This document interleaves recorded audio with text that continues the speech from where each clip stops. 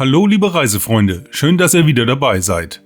Heute nehmen wir euch mit auf eine Reise in die niederländische Provinz Friesland.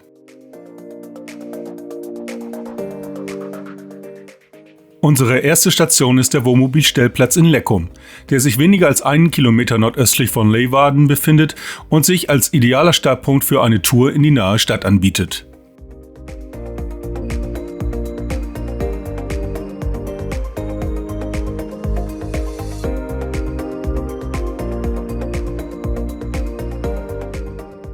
Hier steht man ruhig und mit einem schönen Panoramablick über die Felder und das Dorf und 15 Wohnmobile finden hier Platz. Zum Zeitpunkt unseres Besuches kostete die Übernachtung für 2 Personen dort 17 €. Der Platz bietet einen kleinen gepflegten Anbau, der über Waschmaschine, Geschirrspülbereich und Sanitäranlagen mit Regendusche und Fußbodenheizung verfügt.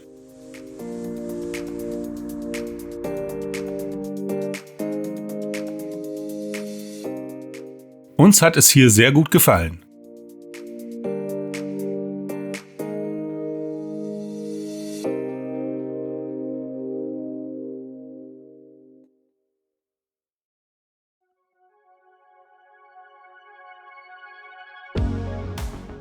Wir fahren mit dem Fahrrad auf herrlich ruhigen Straßen entlang des Kanals Documare nach Leeuwarden.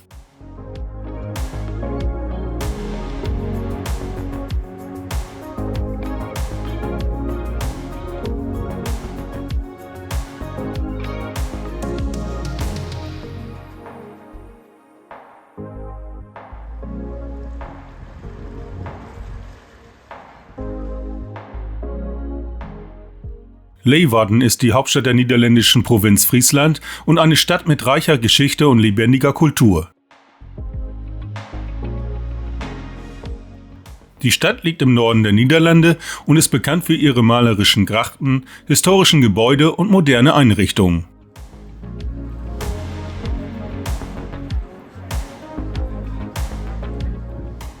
Von hier aus kann man auch zu einer Grachtenrundfahrt starten. Die Touren führen durch die historischen Kanäle und bieten einen faszinierenden Blick auf die Architektur und die Geschichte der Stadt. In dieser herrlichen Atmosphäre genießen wir zunächst ein leckeres Stück Apfelkuchen direkt an der Gracht. Echt lecker, wie der Niederländer gerne sagt.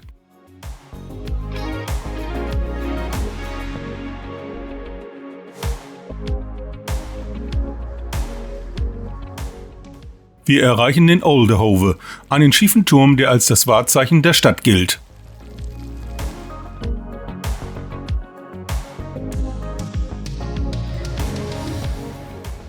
Leeuwarden bietet eine Vielzahl von modernen Annehmlichkeiten, darunter Einkaufszentren, Restaurants und Cafés.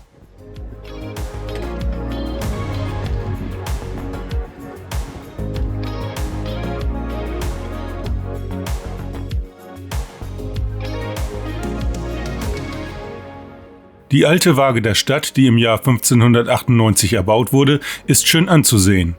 Heute befindet sich dort ein nettes Café.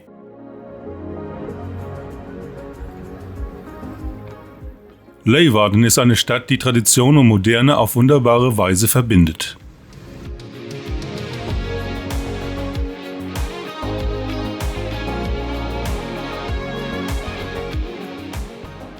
Wir fahren erneut am Kanal entlang in Richtung Stellplatz und genießen die tollen Ausblicke auf die Landschaft, die niedlichen Häuser und den Schiffsverkehr.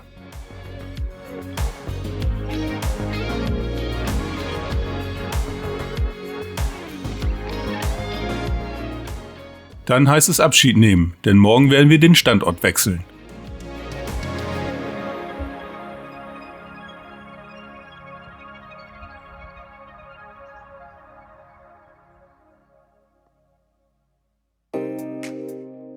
Am nächsten Tag und gut 30 Kilometer weiter westlich finden wir uns auf dem Campingplatz De Zeehove in Harlingen an der Nordsee wieder.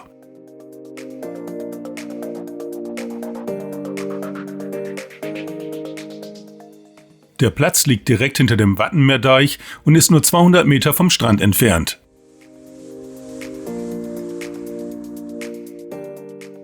Es gibt 3 Sanitärgebäude, von denen eines beheizt ist. Diese waren zum Zeitpunkt unseres Aufenthalts immer ordentlich und sauber.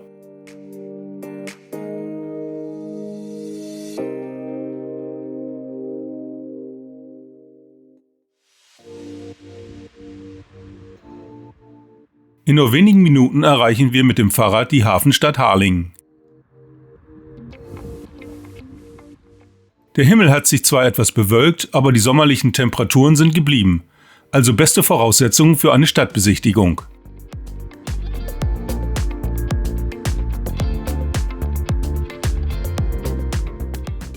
Die Stadt ist bekannt für ihre reiche maritime Geschichte und ihre malerische Altstadt.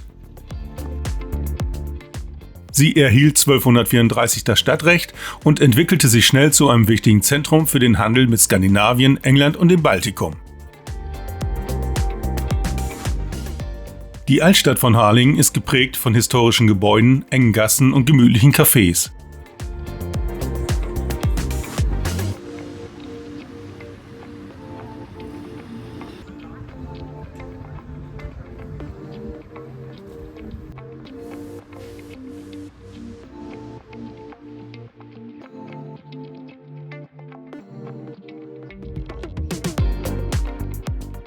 Besonders sehenswert sind die gut erhaltenen Kaufmannshäuser aus dem 17. und 18. Jahrhundert. Wir schwingen uns wieder auf unsere Fahrräder und fahren mit ihnen entlang der vielen Kanäle, die Harlingen durchziehen.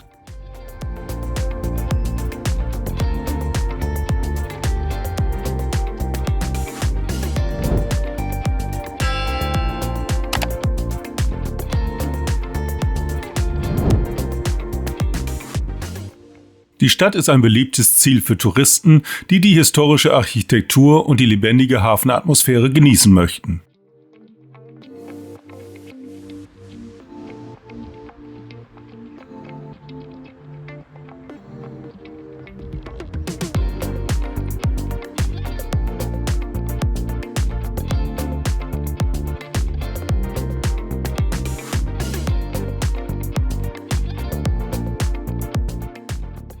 Egal wohin man auch sieht, hier dominiert der Boots- und Schiffsverkehr.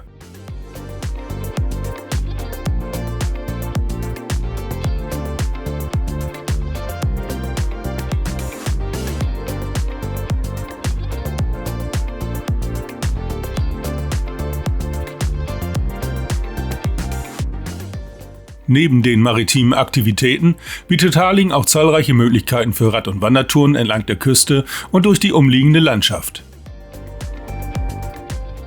Außerdem ist sie Ausgangspunkt für Ausflüge zu den friesischen Inseln Terschelling und Vlieland.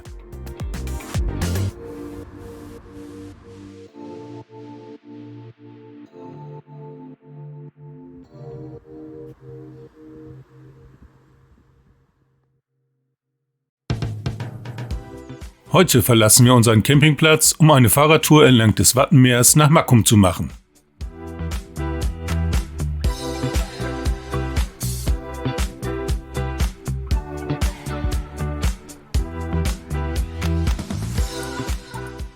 Auf der wasserzugewandten Seite kann man kilometerweit direkt am Wasser radeln. Bei sonnigem Wetter einfach nur herrlich.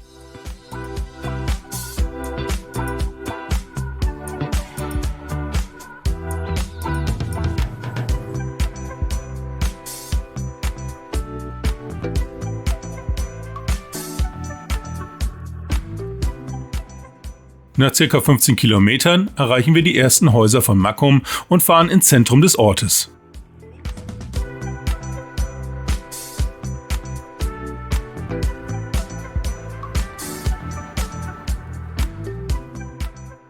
Hier gönnen wir uns erstmal ein leckeres Softeis.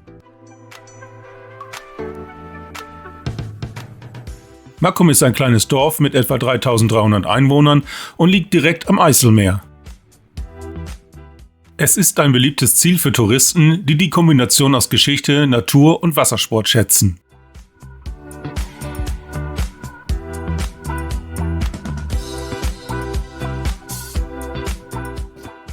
Im 17. und 18. Jahrhundert erlebte das Dorf eine Blütezeit als bedeutendes Handelszentrum, insbesondere durch den Schiffbau und die Kalkbrennerei.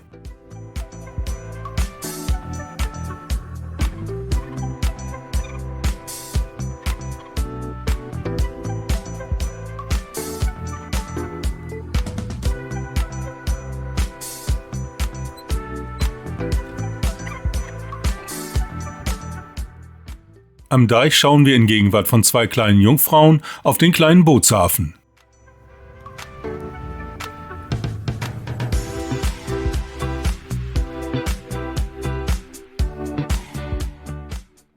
Vorbei im alten Posthaus, das heute ein Restaurant beheimatet, laufen wir wieder zurück zu unseren Fahrrädern. Moin. Bei diesem schönen Wetter ist die Fahrt zurück zum Campingplatz ein wahrer Genuss.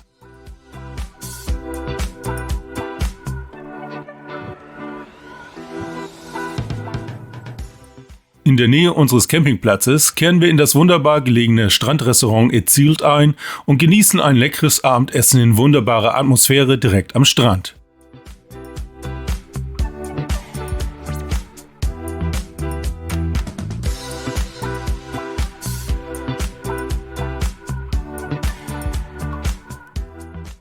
Später machen wir es uns noch mit einem Glas Wein gemütlich.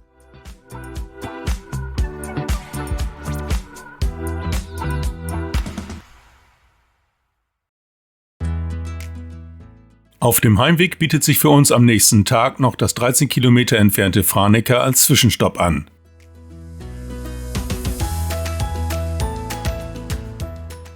Im Zentrum entdecken wir die Martini-Kerk, die im 15. Jahrhundert erbaut wurde und ein herausragendes Beispiel für die gotische Baukunst in Friesland ist. Im Mittelalter war die Stadt weitgehend unabhängig und wurde später Teil der Republik der Vereinigten Niederlande.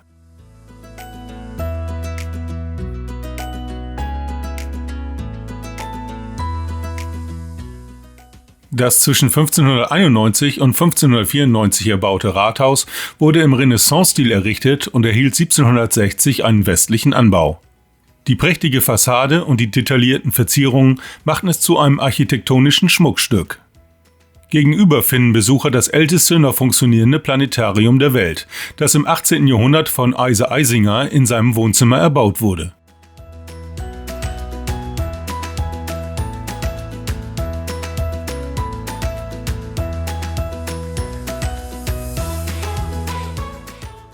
Das Museum ist in einem historischen Stadtschloss untergebracht, auf dessen Rückseite sich eine hübsche Parkanlage befindet.